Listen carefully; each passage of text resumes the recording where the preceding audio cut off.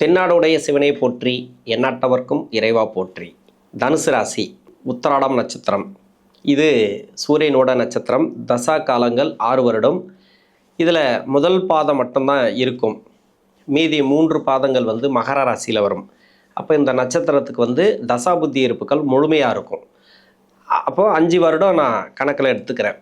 5 வயது வரைக்கும் சூரிய தசை நடப்பில் வந்தால் பிறகு 10 வருடங்கள் சந்திர தசை. 5 + 10 15. 15 வயசுக்கு பிறகு 7 வருடங்கள் செவ்வாய் தசை. 15 + 7 22. 22 வயசு வரைக்கும் செவ்வாய் தசை நடைமுறைக்கு வரும். ஒரு 6 மாதமோ இல்லை 1 வருஷமோ முன்ன பின்ன வரலாம், உங்கள் சுய ஜாதக தசாபுத்தி இருப்பை பொறுத்து. இது மகர ராசியை ஒட்டி இருக்கக்கூடிய நட்சத்திரம். ஒரே ஒரு பாதம் மட்டும்தான் உத்திராடம் நட்சத்திரம் இதில் வரும். மீதி உடைப்பட்ட நட்சத்திரங்கள் 2, 3, 4 பாதங்கள் இருக்கு இல்லையா உத்திராடம், அது மகர ராசியில் வரும். மகர ராசிக்கும் இதுக்கும் கொஞ்சம் கனெக்டிவிட்டி இருக்குது. அதாவது சனி பகவானுடைய காரகத்துவங்களும் இது கொஞ்சம் வரும். இந்த உத்திராட நட்சத்திரக்காரர்களுக்கு சமீப காலமாக தசாபுத்தி ரீதியாக யாராருக்கெல்லாம் பாதிச்சிருக்கு, நிறைய பேருக்கு பாதிச்சிருக்கு உத்திராட நட்சத்திரக்காரர்களுக்கு. என்னென்னா, இந்த உத்திராட நட்சத்திரக்காரர்களுக்கு 7.5 சனியில் ரொம்ப கஷ்டப்பட்டீங்க. இந்த 7.5 சனி விடுதலையான பிறகும் 6ஆம் இடத்துல குரு போய் மறைஞ்சவங்களுக்கு நிறைய பேருக்கு பிரச்சனை வந்துச்சு. உங்கள் சுய ஜாதகத்தில் குரு மறைவு ஸ்தானத்தில் இருந்தால், வக்ரமாக இருக்கக்கூடியவர்களுக்கு, லக்ன அவயோகராக இருக்கக்கூடியவர்களுக்கு, தசாபுத்தி அவயோக தசையாக இருக்கக்கூடியவர்களுக்கு, ராசிக்கு 6ல் இந்த குரு மறையும் போது 2024 இப்போ சனி பகவான் பூரட்டாதி நட்சத்திரத்தில், அதாவது குருடைய நட்சத்திரத்தில் என்றைக்கு அடியெடுத்து வைத்தாரோ அந்த காலகட்டத்திலேருந்து 2024 எண்டு பகுதி அது. அதில் இருந்து உங்கள் சுய ஜாதகத்தில் மறைவு ஸ்தானங்களில் இருக்கக்கூடிய குரு இப்போ கோச்சார ரீதியாகவும் 6ஆம் இடத்துல இருக்கும்போது வேலையை காட்ட ஆரம்பித்தார். வேலை ரீதியாக நிறைய ப்ராப்ளம், உங்களுக்கு நிறைய நெருக்கடிகள். அதாவது 24 கூட ஒரு சில பேருக்கு வேலை போயிருக்காது. இப்போ 25 வேலை போயிருக்கலாம், இல்லைனா 26 வேலை போயிருக்கலாம். வேலை ரீதியாக சிக்கல், இல்லைனா வேலை ரீதியாக ஒரு சில நெருக்கடிகள் போயிட்டே இருக்குது. ஏதோ நான் கொஞ்சம் அனுசரித்து போயிடுறேன், எல்லாத்தையும் தாங்கிட்டு போயிடுறேன், முன்ன மாதிரி மதிப்பு மரியாதை இல்லை. நல்லா போயிட்டு இருந்தது சார், நல்லா போயிட்டு இருந்தது, எனக்கு ஒர்க்கு நல்லா போயிட்டு இருந்தது. ஒரு மேலதிகாரி மாறினாங்க, அதிலேருந்து எனக்கு அந்த மதிப்பு மரியாதை இல்லை பேச்சு நடவடிக்கை சரியில்லை, என் மேலே கொஞ்சம் பழி போடுறாங்க, இல்லை நான் சரியில்லைன்னு சொல்கிறாங்க. ஏதோ தெரியல சார், நான் நல்லா உழைக்கிறேன், ஆனால் எனக்கு அந்த பெனிஃபிட் இல்லை, அந்த பேரு புகழ் இல்லை, முன்ன இருந்த நிலவரம் இப்போ கிடையாது, ரொம்ப கஷ்டப்பட்டு வரேன் அப்படின்னு நினைக்கிறவங்களும் இருக்கிறாங்க. வேலையே எனக்கு போச்சு சார், நிறைய பிரச்சனைகள் வந்துச்சு, வேலையை விட்டுட்டு வந்துட்டேன். அது மாதிரியும் வேலை உடனே கிடைச்சவங்களும் இருக்கிறாங்க. அந்த வேலை கிடைச்சாலும் அதுலேயும் நிம்மதி இல்லாத போக்கும் இருக்குது. 2024 இந்த தனுசு ராசி உத்திராடம் நட்சத்திரக்காரர்களுக்கு அது என்னென்னாக்கா, சனி நகரக்கூடிய இடம் பூரட்டாதி, உத்திரட்டாதி, ரேவதி. இப்போ ரேவதியில் தான் இருக்கார். இந்த காலகட்டம் அப்படிங்கிறது குருடைய நகர்வு பார்த்தீங்கன்னாக்கா 6, 7, 8. இப்போ 7ஆம் இடத்துலலாம் ராசிக்கு பார்வை பதியுது, அதை கொடுப்பாரு, இதை கொடுப்பாரு, நல்லா இருக்குன்னு சொல்லிக்கலாம், நம்ம இல்லைன்னு சொல்லலை. நேரடியான குரு பார்வை அந்த டைமில் தசாபுத்தி நல்லா இருக்கணும் ஒன்று. இன்னொன்று, உங்கள் சுய ஜாதகத்தில் சனி பார்வையில் படாமல் இருக்கணும். சனி பார்வையில் குரு பட்டா கூட சுய ஜாதகத்தில், இப்போ சனி பார்வை படக்கூடிய இடங்களில் உங்கள் சுய ஜாதகத்தில் குரு வகரமாக இருந்தால், இல்லை ராசிக்கு மறைவு ஸ்தானத்தில் இருந்தால், லக்னத்துக்கு மறைவு ஸ்தானத்தில் இருந்தால், லக்னத்துக்கு 4ஆம் இடத்தோடு சம்மந்தப்பட்ட வேலை ரீதியாக ப்ராப்ளத்தை கொடுத்துருக்கும். அதுதான் சமீப காலமாக நடந்துகிட்டே வருது. இப்போ இந்த வேலை ரீதியாக சிக்கல் எப்போ சார் தீரும்? இந்த குரு பயிற்சி உங்களுக்கு ஓரளவுக்கு தான் மாற்றத்தை கொடுக்கும். பெரிய மாற்றத்தை கொடுக்குமா அப்படின்னாக்கா அடுத்த குரு பயிற்சி தான் வரணும். இன்னும் 1 வருஷ காலத்துக்கு நீங்கள் கொஞ்சம் வெயிட் பண்ணி தான் ஆகணும். இன்னும் 1 வருஷ காலத்துக்கு நீங்கள் வெயிட் பண்ணி தான் ஆகணும். ஆனால் முன்னே இருந்த மாதிரி இப்போ இருக்குமான்னா கண்டிப்பாக கிடையாது. முன்னே இருந்ததை விட பெட்டர்மெண்ட்டு. ஏன்னா சனியோடைய நகர்வுகள் நான் 4ஆம் இடத்துக்கு போயிட்டாரு. அந்த இடத்துல வக்ரமாகும் போது ஒரு நல்ல பலனை கொடுப்பார் 4ஆம் இடத்துல. இன்னொன்று, நட்சத்திர ரீதியாக பார்த்தீங்கன்னாக்கா உத்திரட்டாதி ரேவதியில் போகும்போதெல்லாம் ஏற்கனவே ப்ராப்ளத்தை தான் கொடுத்துட்டார்ல, திரும்ப ப்ராப்ளத்தெல்லாம் கொடுத்துட்டு இருக்க மாட்டார். யாராருக்கெல்லாம் வேலையில் ப்ராப்ளம் இருந்துச்சோ அவங்களுக்கு இப்போ அந்த நெருக்கடிகள் தீர ஆரம்பிக்கும். கொஞ்சம் கொஞ்சமாக தீரும், உடனே தீரும் அப்படின்னு சொல்ல முடியாது. அதே மாதிரி 8ஆம் இடத்துல குரு வந்துட்டார், திடீர் அதிர்ஷ்டம், திடீர் புதையல் யோகம், அது மாதிரிலாம் எனக்கு தெரிஞ்ச சொல்ல வராது.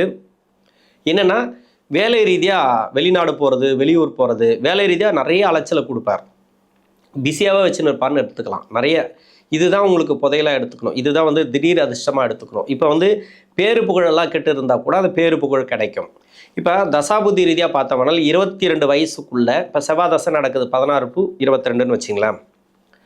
இந்த காலகட்டம் உங்களுக்கு வந்து படிப்பு ரீதியாக யாராருக்கெல்லாம் பிரச்சனைகள் இருந்ததோ அவங்களுக்கெல்லாம் பிரச்சனைகள் இருக்காது. குரு பார்க்கக்கூடிய இடம் 2ஆம் இடம், 4ஆம் இடம், 12ஆம் இடம். இது எல்லாம் சிறப்பான இடங்கள். நிறைய செலவு பண்ணியிருப்பீங்க இது வரைக்கும் படிப்பு சம்மந்தமாக. அதாவது கால விரயத்தை நிறைய கொடுத்துருக்கோம். முயற்சிகள் எடுத்திருப்பீங்க, அந்த முயற்சிக்கு உண்டான சக்ஸஸை கொடுத்துருக்காது இல்லையா? அப்போ அந்த சக்ஸஸை கொடுக்கும். ஏன்னா இந்த செவ்வாய் தசை அப்படிங்கிறது ராசிக்கு 5 கூடைய தசை. மறைவு ஸ்தானத்தில் இருந்தால் கூட இந்த 22 வயசுக்குள்ளே இருக்கிறவங்களுக்கு அவ்வளோ ப்ராப்ளத்தெல்லாம் கொடுக்காது. பெற்றோர்களோட அரவணைப்பில் இருக்கிறதுனால நீங்கள் வந்து நல்லாவே போயிருக்கலாம். உங்களுக்கு யாராருக்கெல்லாம் கஷ்டம் கொடுத்தது அவங்களுக்கு கஷ்டம் இருக்காதுன்னு எடுத்துக்கலாம். 8ஆம் இடத்துல வரக்கூடிய குரு அவ்வளோலாம் கஷ்டத்தை கொடுக்காது. நீங்கள் நெகட்டிவாக நினைக்கவே தேவையில்லை படிக்கிற காலகட்டத்தில். என்னை பொறுத்த வரைக்கும் படிக்கிற காலகட்டத்தில் நான் ஒரே ஒரு விஷயம் தான் சொல்லுவேன். 22 வயசு வரைக்கும் உங்களுக்கு நல்ல ஒரு கிஃப்ட் இருக்குது. இதில் எந்த அளவுக்கு படிக்கணுமோ படிச்சிருங்க. இப்போ உத்திராட நட்சத்திரம், இப்போ தனுசு ராசின்னு நீங்கள் நிறைய பேர் வந்து பார்த்தீங்கன்னாக்கா கமெண்ட் செக்ஷனில் வந்து பதிவுகளை போட்டு போவோம். இது மாதிரிலாம் வந்து இந்த ராசியில் பிறக்கக்கூடாது, இந்த நட்சத்திரத்தில் பிறக்கக்கூடாது, என்ன பாவம் பண்ணணுமோ தெரியல, நான் கடைசி வரைக்கும் கஷ்டப்பட்டு தான் இருக்கிறேன், உயிர் மட்டும்தான் இருக்குது, இப்படியெல்லாம் நிறைய பதிவுகளை பார்க்கலாம். இதுக்கு என்ன காரணம் அப்படின்னாக்கா இந்த வயசில் எடுக்கக்கூடிய முடிவுகள். நீங்கள் இந்த வயசில் அது ஒரு முடிவு எடுத்திருப்பீங்க, சரியாக படிச்சிருக்க மாட்டீங்க, இல்லை படிச்சிருந்தாலும் வந்து பெரிய இது முயற்சி பண்ணியிருக்க மாட்டீங்க, ஏதோ ஒரு வகையில் கொஞ்சம் டிஸ்டர்ப் ஆகிருக்கும். பின்னாடி வரக்கூடிய தசைகள் சரியில்லை அப்படின்னா உங்களுக்கு இந்த வயசில் கொஞ்சம் டிஸ்டர்ப் ஆகும். அதை தான் சொல்கிறது, நான் இந்த வயசில் எப்படியாவது நீங்கள் படிச்சிருங்க, எந்த அளவுக்கு படிக்க முடியுமோ படிச்சிருங்க. ஏன்னா எதிர்காலம் அப்படிங்கிறது விஞ்ஞான வளர்ச்சியில் எங்கெங்கேயோ போயிட்டுருக்கு, இப்படியே இருக்குது. ஆனால் இப்போ இருக்கக்கூடிய வேலை வாய்ப்பு திண்டாட்டங்கள், அப்படி இல்லைனாக்கா வேலை இல்லாத பிரச்சனை, வேலையில் வந்து நெருக்கடி அப்படியே இருக்குன்னு நம்ம நினைக்க முடியாது. எப்படி வேணாலும் கடவுள் நமக்கு ஏற்ற மாதிரி மாற்றி விடுவான். எப்படியோ நம்ம வந்து வாழ்கிறதுக்கு உண்டான வழியை இந்த கடவுளும் இந்த பிரபஞ்சமோ, அதாவது இந்த கிரகங்களும் கொடுக்கும். 20 வருஷத்துக்கு முன்னாடி நம்ம நினச்சி கூட பார்த்துருக்க மாட்டோம் இந்த அளவுக்கு தொழில்துறை வளர்ந்துருக்கோம் அப்படின்ட்டு. இன்னும் 20 வருஷம் கழித்து இதை விட டபுள் மடங்கு ட்ரிபிள் மடங்காக கூட தொழில்துறை வளர்ச்சி இருக்கலாம். அதுக்கேற்ற மாதிரி அது வந்து விஞ்ஞான உலகம் முன்னேறிட்டே இருக்கும். அதுக்கு உண்டான வேலை வாய்ப்புகள் உருவாகிட்டே இருக்கும். ஆனால் அந்த வேலை வாய்ப்புகள் உண்டான குவாலிஃபிகேஷனை நம்ம கையில் வச்சுக்கணும். அந்த குவாலிஃபிகேஷனுங்கிறது இந்த வயசில் தான் நீங்கள் எடுக்க முடியும். அதனால் உங்கள் பர்சனல் விஷயத்தில் நீங்கள் எப்படி வேணால் இருங்க, அது தவறே கிடையாது, உங்களோட பர்சனல் அது. இந்த வயதில் எந்த அளவுக்கு படிக்க முடியுமோ படிச்சிருங்க. ஏன்னா பின்னாடி வரக்கூடிய தசைகள் கஷ்டப்படக்கூடிய தசைகளாக இருந்தாலும் அதில் சமாளிக்கலாம். நீங்கள் எவ்வளோ தான் கஷ்டம் வந்தாலும் பார்த்துக்கலாம் அப்படின்றது தான். இப்போ படித்தவங்களுக்கும் படிக்காதவங்களுக்கும் என்ன வித்தியாசம் அப்படின்னா, நீங்கள் கிராமப்புறங்களில் போய் பாருங்கள், இதே வயசில் இருக்கிறவங்களுக்கு ஒரு தசை வந்து சரியில்லைன்னு வச்சிங்களேன், அவங்களுக்கு 100 பிரச்சனை வந்துன்னு இருக்கும். படித்தவங்க ஒரு கம்பெனியில் இருக்கிறாங்க, அதே தசை சரியில்லை, ஒரே ஒரு பிரச்சனை தான் வரும், வேலை பிரச்சனை வரும், அதை சமாளிக்கிற தன்மை கொடுத்துரும், அடுத்தடுத்து வேலை கிடச்சிரும். இது மட்டும்தான். இன்னொன்று கணவன் மனைக்குள்ளே எல்லாத்தையுமே சமாளிக்கக்கூடிய தன்மையை இந்த படிப்பும் அனுபவமும் கொடுக்கும். இன்னொன்று உலகியல் அனுபவமும் கொடுக்கும். அதனால தான் இந்த படிப்பை பற்றி நான் பெருசாக உங்களுக்கு எக்ஸ்பிளைன் பண்ணுறேன். என்னோடய அனுபவத்தில் சொல்கிறது நிறைய பேர் நான் பார்த்துருக்குறேன். அதனால் வந்து படிப்பை பற்றி நான் நிறைய உங்ககிட்ட சொல்கிறேன். நான் இது வந்து உங்களுக்கு போர் அடிச்சதுன்னா நான் பொறுப்பு கிடையாது. ஏன்னா எல்லா வீடியோவில் நான் எக்ஸ்பிளைன் பண்ணுவேன். 2 நிமிஷமாவது இந்த வீடியோ சம்மந்தமாக நான் போட்டுருவேன். அதனால் உங்களுடைய வாரிசுகள் தவறான வழியில் போகிறாங்களா, தவறான பழக்க வழக்கங்கள் இருக்கா, அவங்களுக்கு வந்து முறைப்படி சொல்லி ஏதோ ஒரு வழி அவங்களுக்கு வந்து நல்ல வழிக்கு கொண்டு வந்துருங்க, அதுதான் நல்லது. இல்லை நீங்களே வந்து தவறான வழியில் போகிறீங்கனாக்கா படிச்சிருங்க, அவ்வளோதான். உங்களை திருத்த முடியாது, உங்கள் அப்பா அம்மா சொல்லியே நீங்கள் கேட்க மாட்டீங்க. அதனால் வந்து எந்த அளவுக்கு படிக்க முடியுமோ படிச்சிருங்க, அது ரொம்ப ரொம்ப முக்கியமானது. பின்னாடி வரக்கூடிய காலங்கள் உங்களுக்கு சிறப்பாக இருக்கும். இப்போ 22 வயசுக்கு மேலே 40 வயசு வரைக்கும் ராகு தசை. ராகு நான் ஏன் இவ்வளோ சொன்னேன் பார்த்தீங்களா? இப்போ 22 வயசுக்குள்ளே உங்களுக்கு ஒரு கிஃப்ட் இருக்குது. படிப்பு நீங்கள் எடுக்கக்கூடிய முயற்சிகள், நீங்கள் வந்து இதில் வந்து சக்ஸஸ் பண்ணிட்டீங்கன்னா லைஃப் உங்களுக்கு சக்ஸஸ். அப்போ ராகு தசை எப்படி இருக்கும்? இந்த ராகு தசை இது வந்து நிறம் மாறும் கிரகங்கள். ஒரு சில காலகட்டத்தில் வந்து பச்சோந்தி கிரகம்னு சொல்லுவேன். ஏன்னா பச்சோந்திங்கிறது ஒரு உயிரினம். அது வந்து நமக்கே வந்து அந்த வேர்டு தப்பாக தெரிஞ்சுது. அதனால் வந்து மாற்றிட்டு நிறமாறும் கிரகங்கள், நிழல் கிரகங்கள், அதாவது இருக்கிற இடத்துக்கு ஏற்ற மாதிரி மாறக்கூடிய கிரகம் இந்த ராகு கேது. எந்த வீடு இருக்கோ அவங்களுக்கு சொந்த வீடு கிடையாது, எந்த வீட்டில் இருக்கோ அந்த வீட்டதிபதி மாதிரி செயல்படுவாங்க. நீங்கள் எந்த வீட்டில் இருந்தாலும் சரி, சனி வீட்டில் இருந்தால் 19 வருஷமும் சனி கொடுக்க வேண்டிய பலன்களை தான் எடுத்துக்கணும். குரு வீட்டில் இருந்தாலும் சரி, சந்திரன் வீட்டில் இருந்தாலும் சரி. இப்போ ராகு தசை 18 வருஷம், சூரிய தசை 6 வருஷம் தான். ஒரு சில பேருக்கு வந்து சூரியன் வீட்டில் இருந்தோன்னு வச்சிங்களேன், சூரியன் கொடுக்க வேண்டிய பலன்களை 18 வருடங்கள் கொடுக்கும், நின்று செய்யும் அப்படியே. அப்போ அந்த வீடு கொடுத்த கிரகம் நல்லா இருக்கணும் ஒன்று. இன்னொன்று, அந்த வீடு கொடுத்த கிரகம் யோக கிரகமாக இருக்கணும். அதுக்கு தான் சொல்கிறது, இந்த உத்திராட நட்சத்திரக்காரர்களுக்கு நீங்கள் அந்த வயசில் நீங்கள் செஞ்சது இந்த வயசில் நீங்கள் அனுபவிப்பீங்க. நல்லது செஞ்சிருந்தால் நல்லது, கெடுதல் செஞ்சிருந்தால் கெடுதல். இப்போ குரு பயிற்சி, ராகுகேது பயிற்சி, சனி பயிற்சி அதெல்லாம் எங்கே போச்சுன்னு கேட்டிங்கன்னா, அதெல்லாம் வந்து உங்களுக்கு ஏற்ற மாதிரியே வேலை செய்ய ஆரம்பிக்கும். இப்போ குரு 8ஆம் இடத்துல இருக்கிறாரு, திடீர் அதிர்ஷ்டம், திடீர் புதையல் இது மாதிரிலாம் நிறைய சொல்லுவாங்க, இல்லைன்னு சொல்லலை. இன்னொன்று வந்து அந்த இது கிடைக்கும், இந்த இது கிடைக்கும், அதெல்லாம் அப்புறப்பட்ட கதை, அதெல்லாம் கிடைச்சா எடுத்துங்க, இல்லைன்னு சொல்லலை. அதை நான் சொல்ல வரல. இப்போ ராகு நிறைய கற்பனைகளை கொடுக்கக்கூடிய கிரகம். நிறைய வந்து உங்களுக்கு தேவையில்லாத ஒரு நபரை வர வச்சு அது மூலிமா ஒரு தொழில் ஆரம்பிக்க வச்சு அந்த தொழிலை கொஞ்சம் ப்ராப்ளத்தை கொடுக்கக்கூடியது. எப்படி போயிட்டு இருந்தாலும் சரி, ரொம்ப கவனமாக நீங்கள் ட்ராவல் பண்ணால் ராகு தசையில். 2ஆம் இடத்துக்கு குருவுடைய பார்வை இருக்குது அப்படின்னாக்கா, இப்போ ராகு தசையில் இருக்கிறவங்களுக்கு வெளிநாடு சம்மந்தப்பட்ட வேலையை கொடுக்கக்கூடியது ராகு.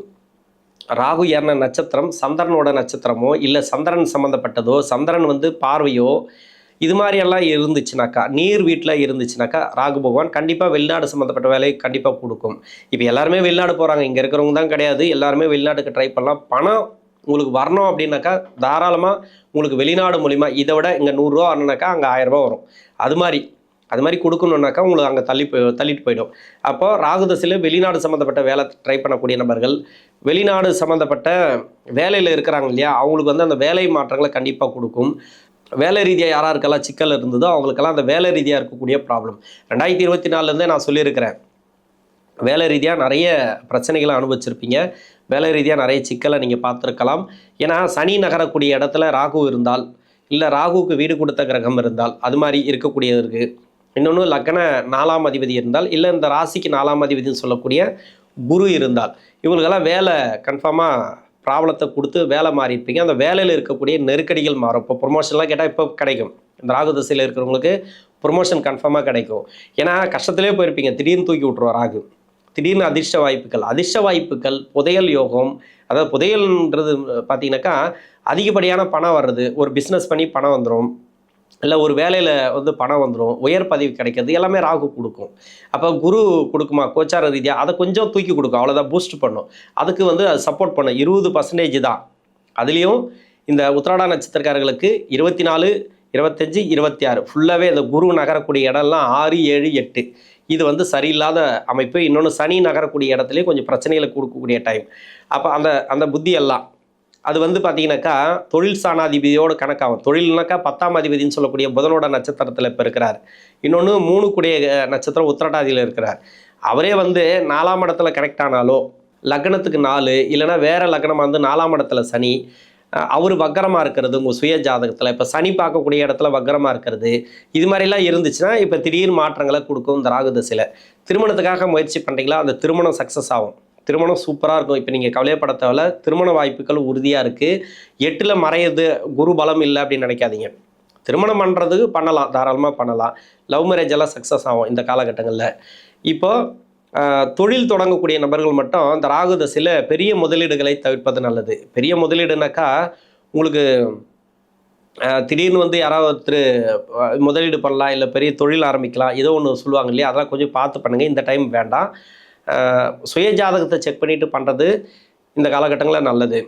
40 வயசுக்கு மேலே 56 வயசு வரைக்கும் குரு தசை. குரு இந்த ராசிக்கு குரு யோகாதிபதி, 4 கூடிய கிரகம். இன்னொன்று வந்து 7ஆம் இடத்துலேருந்து 8ஆம் இடத்துக்கு போகிறார்.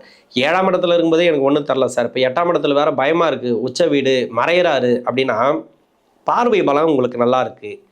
இப்போ வேலை வாய்ப்பு ரீதியாக யாராருக்கெல்லாம் சிக்கல் இருக்கும், இது எல்லா தசைக்கும் நான் சொல்கிறேன். ஆனால் 4ஆம் இடத்தோட குரு பார்வை இருக்கு இல்லையா, அது நம்ம சொல்லி தான் ஆகும். நிறைய வேலை போச்சு சார், எனக்கு 24லேருந்து வேலை ப்ராப்ளம் வந்துச்சு, 23லே வேலை ப்ராப்ளம் வந்துச்சு, சமீப காலமாக 7.5 சனியில் கூட நல்லா இருந்தால் 7.5 சனிக்கு பிறகு தான் எனக்கு நிறைய கஷ்டத்தை கொடுக்குது அப்படின்னா, இப்போ வேலை ரீதியாக இருக்கக்கூடிய நெருக்கடிகள் மாறும். வேலை ரீதியாக என்னென்ன சிக்கல் இருக்கோ எல்லாமே மாறும். இடம் வாங்குறதோ வீடு கட்டுறதோ இது மாதிரி சுப விரயங்களை அதிகமாக கொடுப்பான். வீட்டில் சுப விசேஷம்லாம் நடக்கும். உங்கள் வாரிசுகளுக்கு வேலை கிடைக்கிறதோ, இல்லை படிப்பு நல்லா இருந்தால் படிக்கிற வயசில் இருந்தால் படிப்பு நல்லாயிருக்கும். இது மாதிரி நிறைய மாற்றங்களை கொடுக்கக்கூடிய டைம் இந்த குரு தசையில் இருக்கிறவங்களுக்கு. குரு தசை லக்ன யோகராக வந்தால் சிறப்பு. அதாவது லக்ன யோகராக வந்துட்டார்னாக்கா அருமையாக இருக்கும், நீங்கள் கவலையப்பட தேவையில்ல.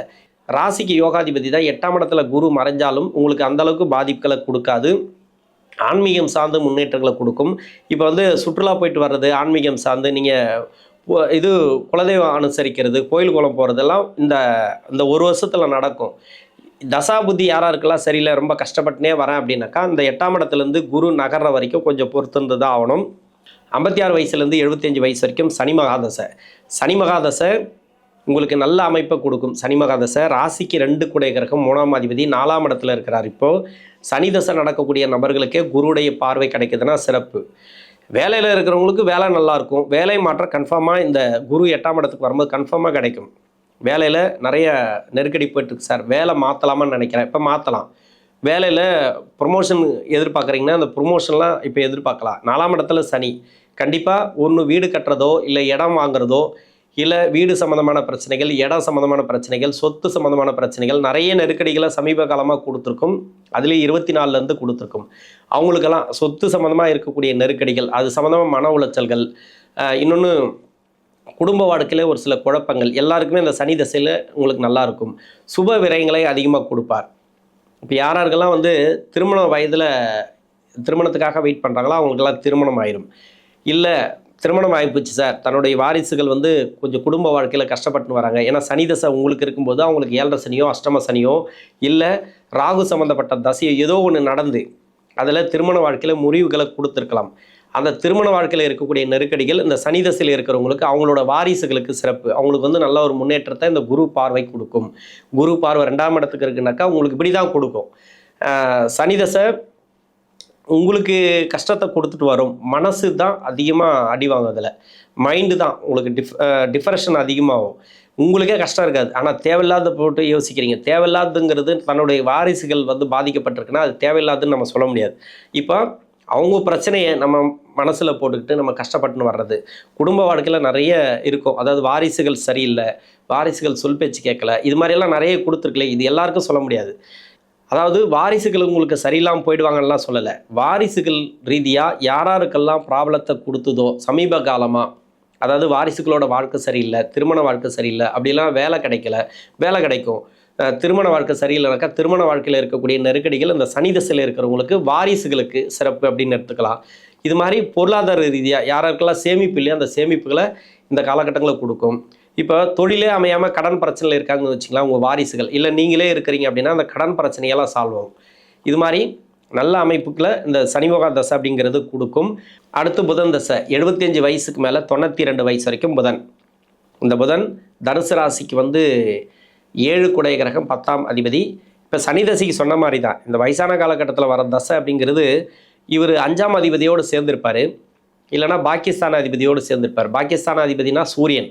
இப்போ சூரியனோடு தான் சுக்கிரனும் இந்த கிரகமும் சேர்ந்துருக்கும், புதனும் சேர்ந்துருக்கும். அதனால் இப்போ வாரிசுகள் ரீதியாக சிறப்புன்னு எடுத்துக்கலாம். உடல்நலம் யாராருக்கெல்லாம் பிரச்சனைகள் இருக்குது, யாராருக்கெல்லாம் உங்களுக்கு நோய் நொடி பிரச்சனைகள், மருத்துவ செலவுகள் எடுத்துகிட்டு வரீங்களோ அவங்களுக்கெல்லாம் இப்போ நல்லாயிருக்கும். இந்த குருடைய பயிற்சிங்கிறது நல்லாயிருக்கும். இதுக்கு முன்னாடி குரு பார்வை ராசிக்கு இருந்தது, மைண்டு அப்போவும் டிப்ரெஷனில் தான் இருக்குது. இப்போ 2ஆம் இடத்துக்கு போகும்போது தான் ஓரளவுக்கு மாறுமா அப்படின்னா நீங்கள் மனசை லேசாக வச்சுங்க. தேவையில்லாத பிரச்சனைகளை உள்ளே எடுத்து போட்டுக்காதீங்க. தேவையில்லாத குழப்பங்கள் இந்த காலகட்டங்களில் வேண்டாம். உங்களுக்கு தெய்வ அனுகிரகம் இந்த காலகட்டங்களில் கிடைக்கும். குலதெய்வ அருளாசியோ இல்லை சுற்றுலா போயிட்டு வர்றது, அது ஆன்மீகம் சம்மந்தப்பட்ட சுற்றுலா, இதெல்லாம் பிளான் பண்ணிங்கன்னா இப்போ நடக்கும். கோயில் கட்டுறது, அதுக்குண்டான பிராப்தம் இருந்துச்சுனாக்கா கோயில் கட்டுறதோ இல்லை ஆன்மீகத்தில் நல்ல ஒரு முன்னேற்றங்களோ இந்த காலகட்டங்களில் கொடுக்கும். ஏன்னா 8ல் குரு வரும்போது இப்படி தான் கொடுக்கும். நிறைய கோயில் குளமாக போகிற மாதிரி அது மாதிரி கொடுக்கும். நிறைய ஆன்மீகம் சார்ந்து முன்னேற்றங்கள் இது மாதிரி கொடுக்கும். தேவையில்லாத இந்த வருஷத்தில் நிறைய கோயிலுக்கு போயிட்டேன் சார், எனக்கு என்ன தெரியல, ஆன்மீக ரீதியாக அவ்வளோ ஈர்ப்பு எனக்கு அப்படின்லாம் சொல்லுவீங்க. ஓகே, இந்த தனுசு ராசியில் இருக்கக்கூடிய உத்திராடம் நட்சத்திரக்காரர்கள் தசாபுத்தி ரீதியாக குருவுடைய பயிற்சி அப்படிங்கிறது நல்ல ஒரு மாற்றங்களை கொடுக்கும். நன்றி.